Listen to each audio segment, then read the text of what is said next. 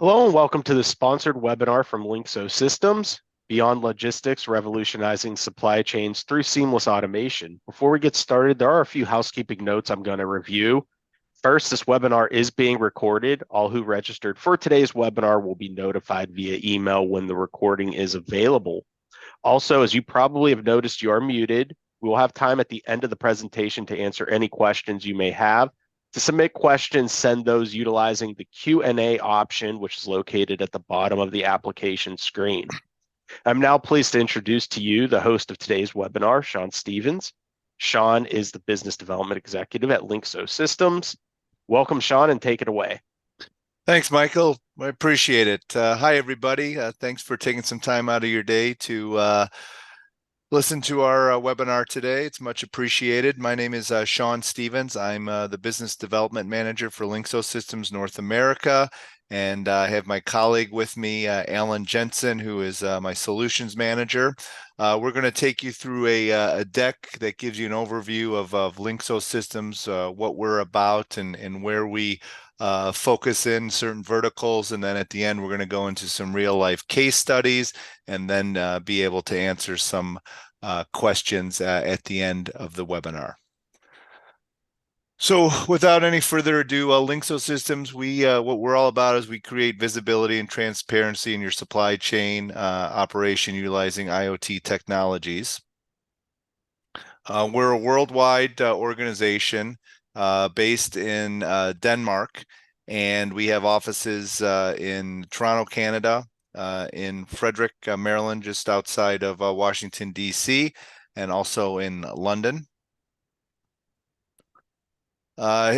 This slide shows a list of some of our current customers. As you can see, Delta Airlines, Javi Logistics, which we're going to go into some of their specific use cases a little further in this presentation. Diageo, Postal Services. We do applications with about 80% of the global postal carriers worldwide.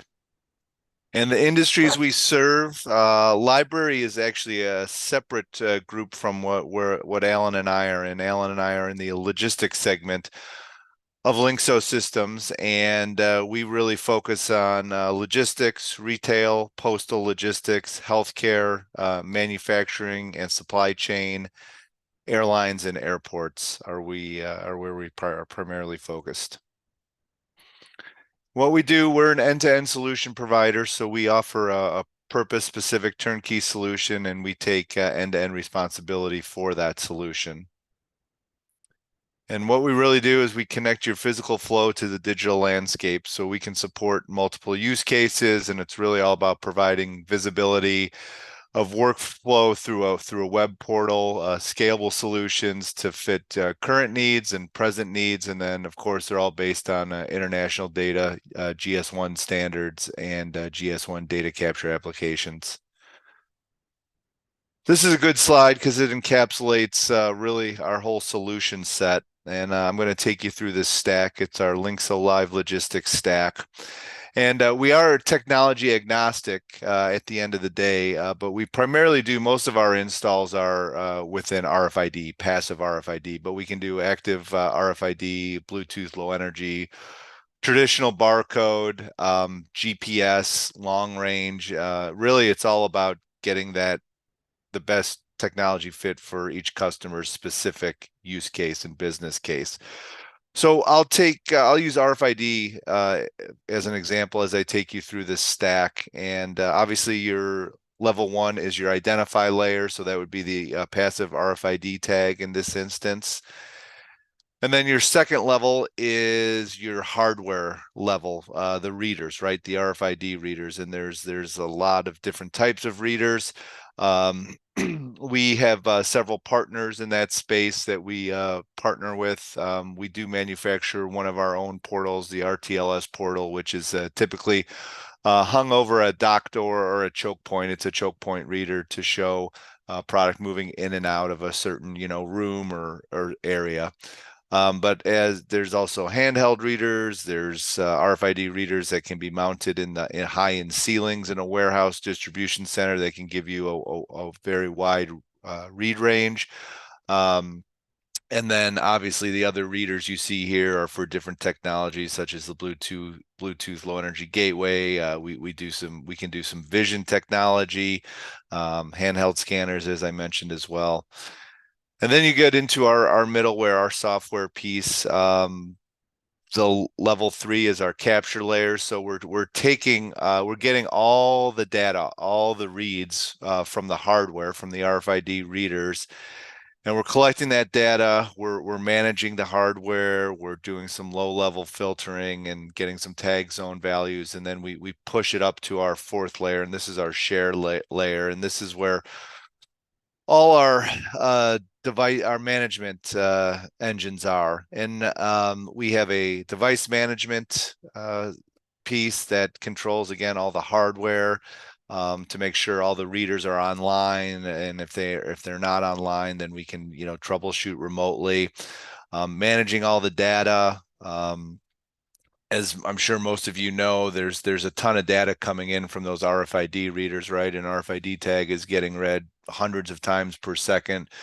So we take all of that data and we put it into a friendly user format, and that's eliminating cross reads. We're also able to provide directionality. For example, is that pallet or is that case going in the dock door? Is it going out the dock door? So it gives you that directionality. Blackout filtration, data decoding, data routing. So essentially, these engines are taking that data and we can push it to that 5th layer level, which is the user level, right? And we do have our own user interface UI, but more times than not, we are pushing that data to a third-party system, and that's a customer's WMS system, TMS system, ERP, wherever they want to view that data in a user-friendly format, and they can take that data and obviously use it to make timely business decisions. And really, the whole way we go about providing our solutions is building a business case with our customers. And what that entails is, and I'll just kind of encapsulate this slide, is typically what we do is we have an initial discussion to find out what their challenges are, what they'd like to accomplish, what the goals are. Have a discussion around that to see if there's a solution fit, and then we typically give them a software demo, and they can see the demo working live and how it would apply to their specific use case, business case. And then the next step would be to go on site. It's, for example, for a warehouse, and get a really deep understanding and overview of their current process as it is today, how product is moving in and out of that distribution center, how it's being put away, how it's being found, and really get a firm understanding of their current state. And then based on that, we go back and we come up with a proof of concept to test the technology, to build an ROI with hard dollar savings. And again, it's different for each customer, each use case, but this is the typical scenario how it plays out. And then once we do that POC proposal and the customer decides to move forward with it, we implement it. Typically, proof of concepts run 3 to 6 months, so we can fine tune the application, collect enough data to build out a strong ROI. I mean, typically we see ROIs in less than 12 months, under a year, which is really quite outstanding. But most of it, obviously, with RFID, right? It's asset management, asset tracking, asset utilization, being able to find product more quickly, knowing where all your inventory is, eliminating manual scans for labor optimization, knowing reducing missed shipments. That's a big one for us too. And we'll get into some real life examples of this, but making sure you're putting the right product on the right truck, for example. That's a big problem for a lot of folks shipping product. And really what we've found too is especially over the last, well, I would say over the last several years, especially since COVID hit, um, everybody there's a labor crunch, right? They can't keep employees, especially in the distribution warehousing space. And the employees they have are spread so thin, they have to come up with more efficient ways to do their day-to-day work to get everything done. And that's why this area has been such a growth area for us. But then typically, once the proof of concept is proven out and successful, then we move to an implementation, a rollout to, usually it's several facilities. So now we're going to go into some reference cases, some use cases that'll give you some real world applications that we've done for customers. And I'm going to take the first one with Delta Airlines, and I'm going to turn it over to Alan, my colleague, who will discuss XXL and Aarhus University Hospital. And then I will talk about Javi Logistics use case, and then Alan will talk about Container Central. So Delta Airlines, if you've ever flown Delta Airlines and you check a bag that does not go, that you do not carry onto the plane, the tag they put on your luggage is an RFID tag, and we did that whole system for Delta Airlines. Essentially, when you see the bag go behind the curtain, our system is tracking it all the way till it gets on the plane and out to the other airport, your destination airport, from where you pick it up. And the real unique thing about this use case is we did a customized solution for the belt load readers for Delta Airlines. So when you see the luggage getting thrown on that belt loader to go into the hull of the plane, what we installed was RFID readers on the bottom of that belt load reader, on the side. And essentially, if there's a bag that should not go onto that plane, a red light goes off and the belt load stops. And it notifies the employee to take that bag off the belt load reader, that it shouldn't go on that plane. We've rolled this out to their entire domestic network, 1,600 belt load readers in 84 airports. It was a huge win for Delta Airlines from efficiency standpoint and automated baggage tracking and handling. It also provides real-time passenger notification, so they can send you a push notification on your phone, right, saying where your bag is, so you have that visibility. Also, too, there was a labor reduction as well. Typically, they needed 2 employees to load the bags onto a plane, and now that's down to 1. So big win for Delta Airlines and for us, and it's fully IATA Resolution 753 compliant. And now we're also looking at some additional use cases with Delta Airlines utilizing RFID.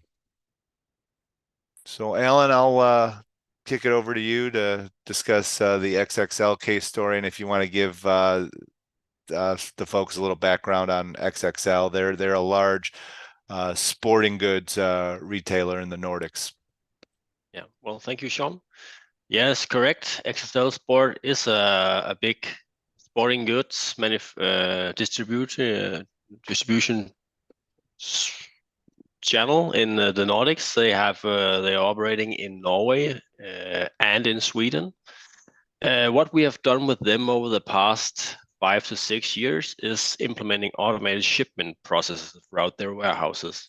So we have a shipment verification platform called Automated Validation Station. And what we aim to do with that stateless application is to verify different shipments, making sure that the right cases is on the right pallets due to the right destination, to the same destination. So we capture errors done by operators during pick and pack. So XXL Sport has 2 use cases supported.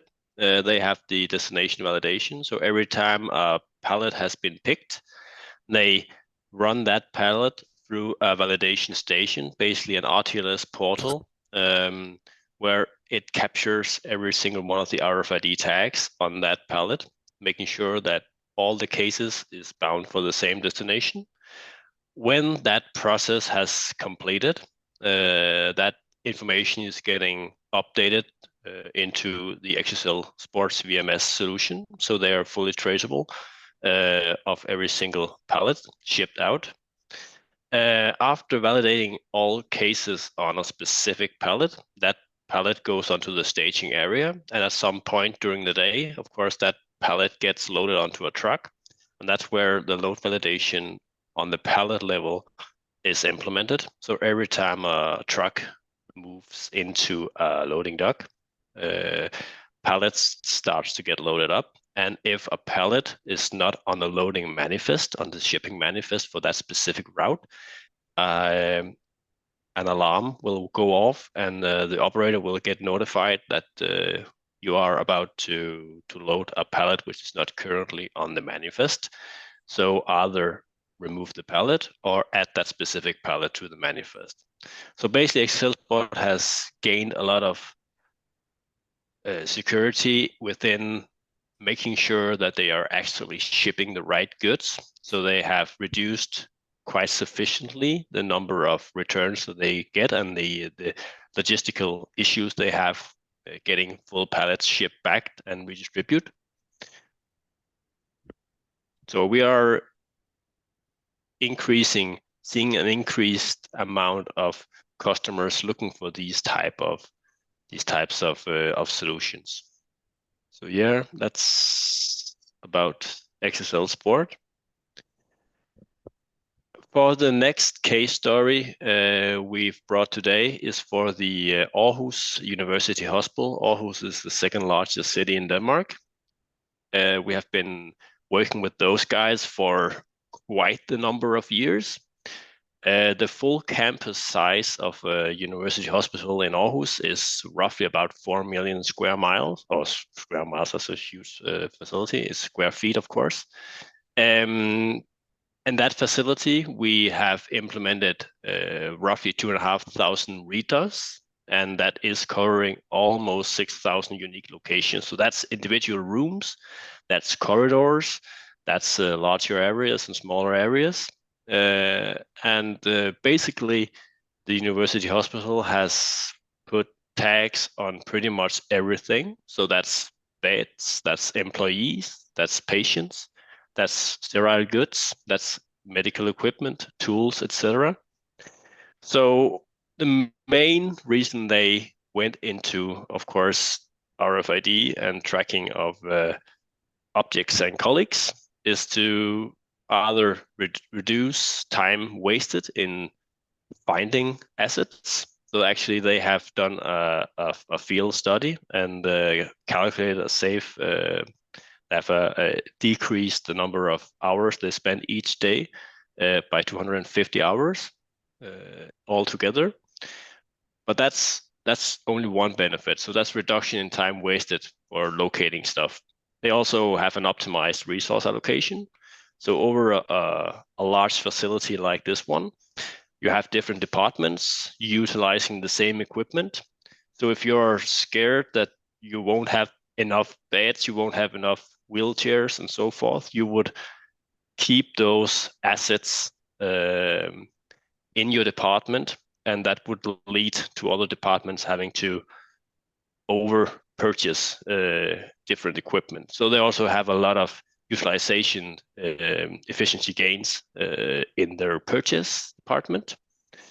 And of course, they also have a lot of streamlined workflows, being able to actually getting that real-time insights in all the workflows and all the processes regarding logistics within the hospital. And of course, that would also lead to an ease of meeting any compliance requirements which there are in the hospitals, servicing maintenance of equipment and stuff like that. So being able to locate all that stuff is a great benefit for the hospital. And we are seeing a lot of hospitals as well, both in the EU and in North America, looking at RFID solutions to support the benefits. Great. Thanks, Alan. The next case story is Javi Logistics, and this is all about operational efficiency and traceability throughout Europe and China. Javi is the distributor for McDonald's. They operate more than 100 distribution centers in Europe, Asia, with over 20,000 delivery points, so very complex distribution model. And really, it's all about efficiency and real-time visibility for them, knowing where the product is so they can, pick the product quickly, get it, processed so it can get out the door and on the trucks. And our Lyngsoe Live Logistics platform provides a very effective tool for their warehousing and their distribution center processes. And again, it's all about that real-time overview for products and shipments from producer to the retail store. In this case, to the restaurant, to the McDonald's restaurants as well. And to kind of touch on what I mentioned earlier,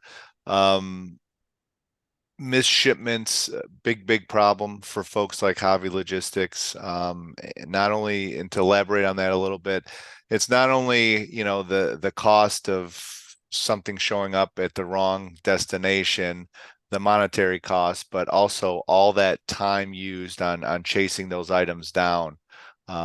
People's labor time, right? Having to see where it went and having to get it rerouted onto another truck to get to the right location. Big pain points that a lot of people are experiencing today.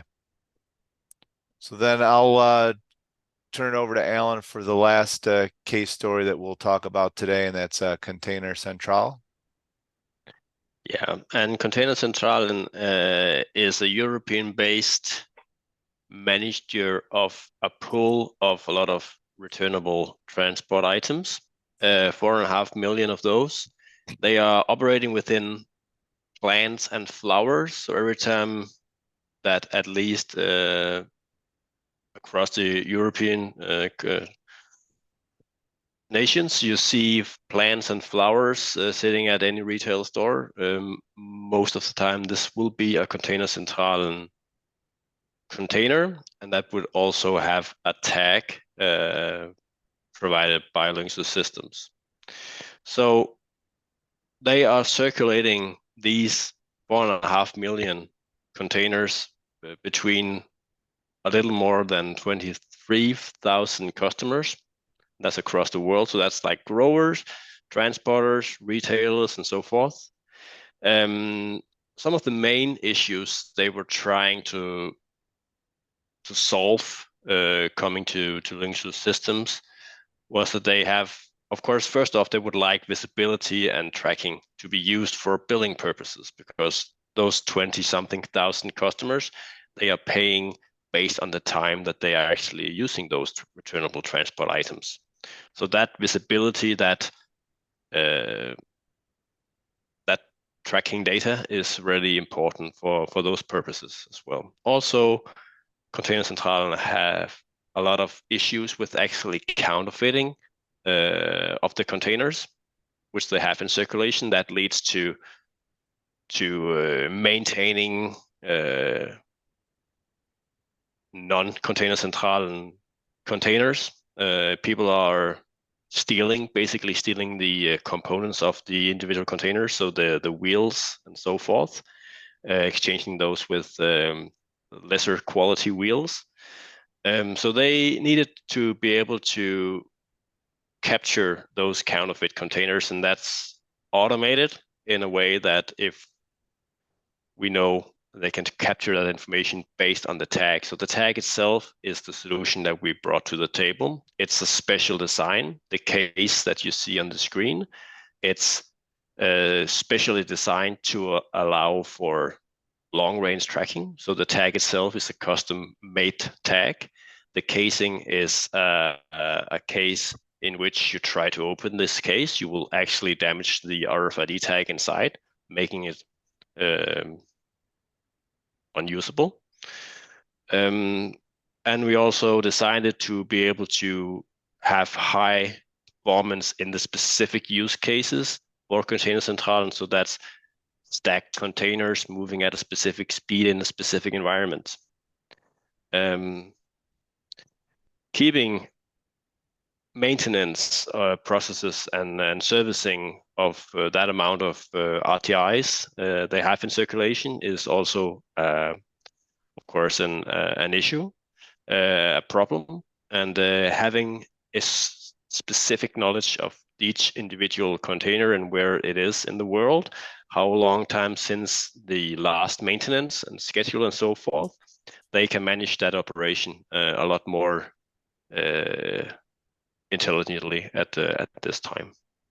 Also, based on the optimized performance of the specific tag we are using in this one, we are also able to automate a lot of arrival registration of those containers, and we supply a specific handheld application which Containercentralen redistribute to the customers, so they can actually interact and get information from those specific tags and do all those automated registration into their own systems as well. Great. Thanks, Alan. So to conclude with the presentation part of the webinar, certainly we're not newcomers, we're front runners is the tagline of ours. And I think what you can see from the Delta use case and the Container Central use case is we're really good at coming up with unique solutions utilizing RFID to solve customers, challenges, business challenges. We were, founded really in 1994 by a group of engineers. We have a lot of smart engineers based in Denmark and Canada that help us, develop these unique solutions for our customers. And world's largest airline RFID installation, obviously with Delta Airlines, 80% of the world's mail flow is covered with our solutions that I mentioned at the beginning of the presentation. Global presence, we provide 24/7 support, 365 days a year. The world's largest hospital installation that Alan explained earlier in the presentation, and then well over 5,000 RFID installations globally. So that's a little background on Lyngsoe Systems, about who we are, what we do, who we service. So I think at this point I'd be more than happy to open it up for any questions. Great. Thank you so much, Sean. Appreciate that. So we do have some questions here. I will just start out with, where do you see is the biggest growth for RFID in 2024? Yeah, that's a great question. What we're seeing a lot, we're seeing a big uptick in the airline industry. Obviously, when COVID hit almost 4 years ago, that really killed or delayed, put on hold, whatever terminology you want to use, any type of technical projects, IT projects, RFID projects. But now it's obviously been 4 years. It's really starting to come back to the forefront because the airlines are obviously back up and running, generating a lot of revenue. So now they need to look at ways to become more efficient in their day-to-day operations. And then another area certainly is with inside the four walls of a warehouse distribution center, but really in particular in the retail supply chain, because a lot of these retailers have invested in RFID at the store level, getting their inventory levels accurate at the store level. And they've made a significant investment in that, tagging all their product infrastructure within the stores. And now they're looking to ways to further utilize RFID, and that's by pushing it back into the distribution center. And they're seeing it's more important now than ever to get accurate shipments from the distribution center to their stores, because with the rapid growth of ordering online or buy online, pick up at store, BOPIS, the inventory level accuracy is more important than ever. And if the DC is shipping stores the wrong product, then it has a trickle down effect and can cause issues. And you really need to make sure you have the right product your customer orders, especially if they're going to drive to your store and pick it up. So those are really two big areas we're seeing a lot of uptick in. Great, thanks. Another question we have is, Is there a difference between implementing systems in the US, Asia, or Europe? I mean, you mentioned several different countries that you've implemented in. And if so, can you expand on what those differences would be? Yeah, I think Alan, I'll let you take that one from the technical standpoint. Of course, there are some differences in compliance of specific hardware among the different regions. And there are also some, I would call them like cultural differences of what you're trying to achieve. One of the main difference that we see, I mentioned a little bit about our healthcare use cases. Some of the use cases we do see and the differences between like the North America side and the European side is in Europe, most of the hospitals, they are investing in infrastructure first and then applying use cases on top of that. And where we have differences within healthcare being a lot more privatized in the US, they look more into the use cases first and then how to apply the individual infrastructure as well. So there's of course differences in the way they look upon the solutions, and we are more than happy to apply and comply to both those types of approaches. But for the hardware is mostly just regulatory and kind of the certificates and stuff like that, which we have been supporting for a great number of years. Great, thank you. And staying on the healthcare side of things, when implementing a system like you did in the hospital you mentioned earlier, what is the process of that? Can you go into detail on who from the hospital had to be involved and how long all of that took to come together? Well, we've in the healthcare segment, we've developed a process model for actually implementing any solution within healthcare. That's kind of a 6-step model. So the first step is getting and obtaining the logistic understanding of the work processes in the specific, and that also depends on who are the main champions of that customer, of that healthcare. Is it the facility team? Is it the medical asset team? What type of champions do we have during this project? But we are supporting and getting that logistical understanding, getting that documented for the logistic flows. So that what type of use cases could we support based on those logistical flows that we identify with our customers. Actually, with the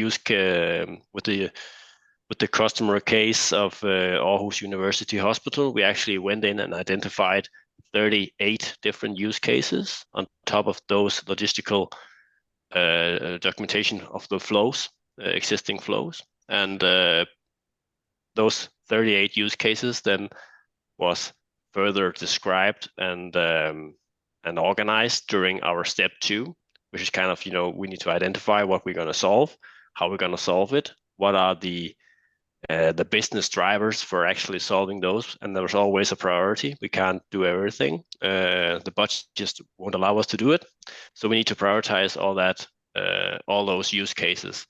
Based on that, then we move into the step 3, which is the technical infrastructure step. So what type of tags, what type of technology will we apply to solve those use cases? This could be BLE tags, this could be RFID tags, this could be even Wi-Fi tags, depending on what type of use case we are trying to solve. This could be monitoring temperatures and everything else. We do an infrastructural high description of what type of infrastructure we need to do. And then step 4 is basically doing the project. So that's doing all the procurement and all that stuff to set up with the facility team, the internal technical department, to make sure that we have all the network, all the cables and all that stuff we need to actually install infrastructure.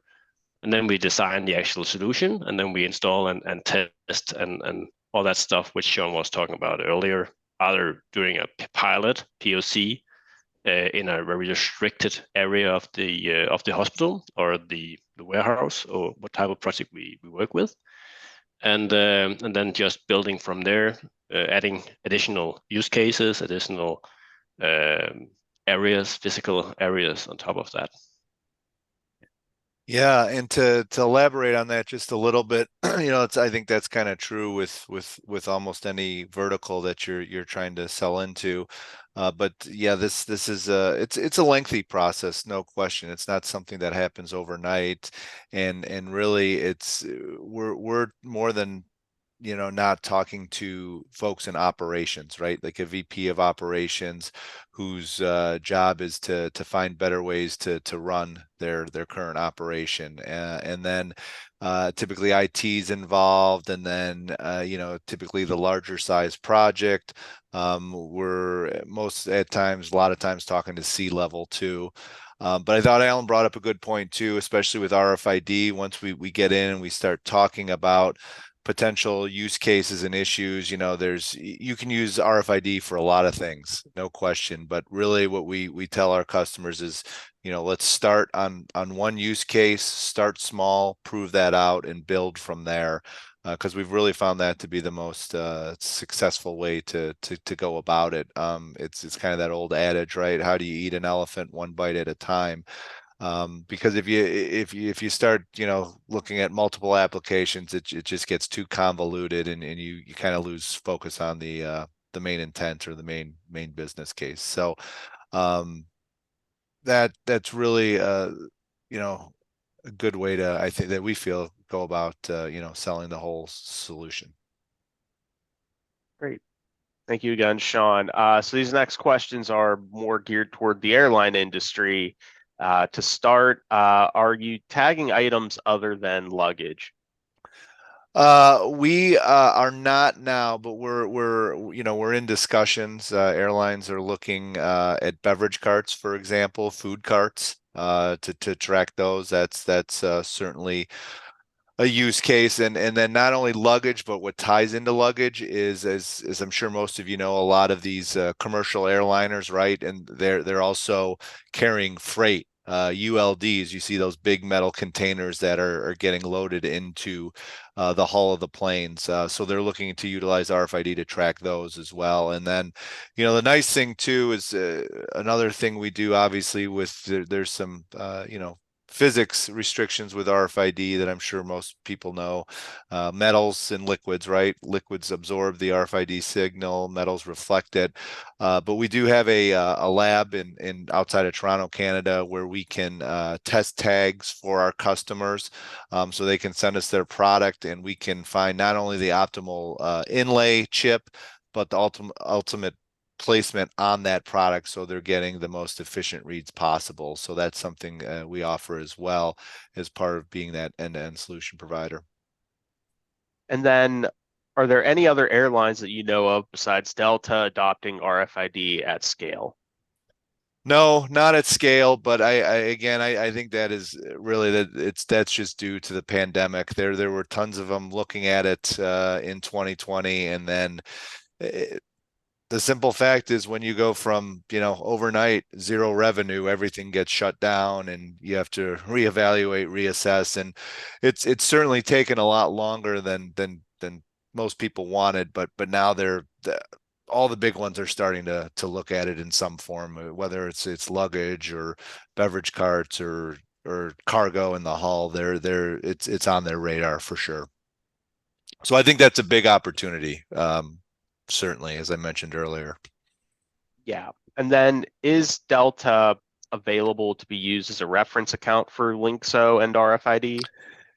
Yeah, I mean, yeah, they've been a long-term customer of ours, so certainly we could use them as a reference. And if somebody wanted some more details on that or something in particular, please have them reach out to me, and I'd be happy to continue that discussion. But I think the trend is, you see, once we have a customer, we keep them for a very, very long time, because it's all about a trusted business partnership and solving those issues, and we're, quite frankly, really, really good at that. And I think that's really where we kind of separate ourselves from our competition, is taking that one-on-one customized approach, not trying to sell kind of a cookie cutter or canned solution, for lack of a better term, to really get to know our customer's business and coming up with the best solution that's going to be the most successful for not only them, but for us as well. Great. And does Lyngsoe software support temperature sensing or logging label tags using RFID or BLE? Alan, I'll give that one to you. Well, yes, as Sean was mentioning in the beginning of the spiel here, we are technology agnostic. We are able to implement in data from like telemetric data, temperature data, and GPS data and stuff like that, depending on the use case, depending on what type of technology that the customers require for that specific use case. We might need to build out specific support for that specific use case, but we are doing this on the daily. So we are adding support for specific readers, specific technology. It's basically just down to the individual use case and the customer requirements. Yep, and to add on that too, we've seen some interest in what we call microclimate, right? Moisture level for plants, being able to read that, and also humidity controls and frozen food and products that can only stay in ambient room temperature for a certain amount of period, right? Those types of applications. Yeah, so basically just capturing also from IoT devices like photoelectric sensors or even parking sensors, getting that information combined in one unified solution. That's what we do. Yep. And do you handle the actual application of the RFID tags onto the products? Well, I mean, it depends on the use case, right? I mean, we could put them on product. It would depend, but most times customers are doing that themselves, right? With RFID, they're doing a scan and code, with a typical 4x6 white shipping label, or they're using printers to encode the RFID chip. But typically and we help the customers with that, obviously, how to do the encoding. But I mean, if somebody, I guess, wanted us to pre-encode tags, yes, we can certainly do that. There's no question about that. And then they just stick them on the product. But I mean, if it was a unique case where they wanted us to do that, depending on the the number of cases or pallets, it's something we would look at for sure, being an end-to-end solution provider. Great. And I had a question on just as an end-to-end solution provider, what are some of the challenges you face when you're implementing traceability systems? Or if you could give an example of one and how you resolved that issue. Yeah, Alan, anything come to mind, from a technical standpoint? Because it's a lot of times, more than not, it's all about connecting the systems and getting them to talk to each other, which we do a very good job at with our open APIs. But I don't know, Alan, anything that comes in mind particular? Well, you showed a great picture of our Lyngsoe Live Logistics stack, and that contains both a south and a northbound API. And as you mentioned, Sean, it's an open-based API. We have interfaced and integrated with a ton of different systems. We have a full function integration department doing pretty much nothing else but integrating and interfacing between systems. So we haven't met any interface or integration issue or task that we couldn't solve in this.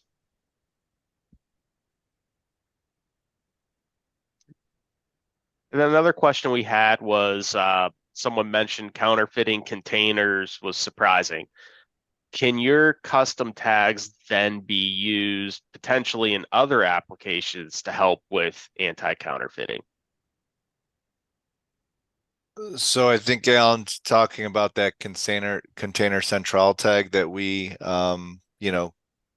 developed for them. I mean, putting it on whether maybe a plastic tote or another type of RTI that obviously a lot of auto manufacturers use. Lots of companies putting that tag on there to make sure there's no counterfeiting going on. Or I suppose we could design another tag like we did for Container Central. What are your thoughts on that? Well, for sure, RFID is used for counterfeiting purposes, and it's working with a brand identifier and the tag and the RFID, the handheld scanner that we also provide. For this solution, it's able to detect that brand identifier ID in the tag, so it's you can't duplicate that specific tag. You can try and duplicate the casing, and they have seen some examples of that, but they can't duplicate the RFID tag and the identifier of the brand ID in it. So of course there must be a lot of different applications for counterfeits. We haven't yet come across a big player who wanted to do something similar, but I'm pretty sure they're out there and are able to find us if that's something they would like to look into.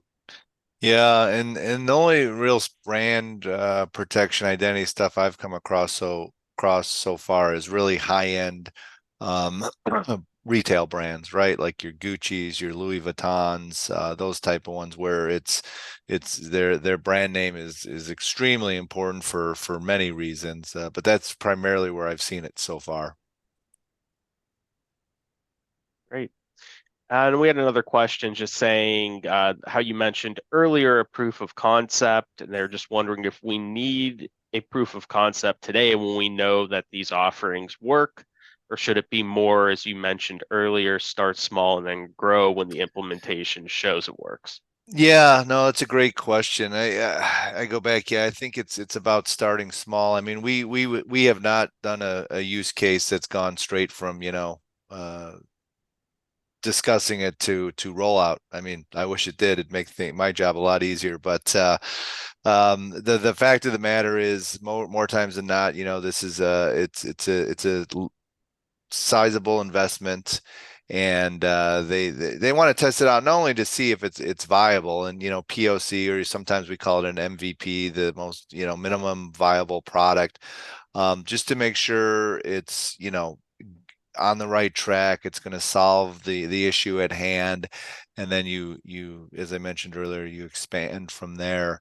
And a lot too, obviously, right? Because we have to, as Alan mentioned, with our open APIs, we have to communicate with all different types of systems, and that takes some work and some time, and you have to flush that out. But I will say too, one other thing I wanted to mention too, with our POCs, sometimes what we have found, and I'm sure folks on this call have found as well, is a lot of times if you get IT involved with an organization, the process comes to a screeching halt because most IT teams are certainly understaffed, overburdened. They got a million projects on their plate. And then if you try to throw something more at them, saying, hey, we need to integrate to this for a POC, they throw their hands up saying, we can't do it, or we can't do it for another 6 months. So what we've done is we can stand up a POC without integrating into their, to the customer's system. They can send us, for example, a flat file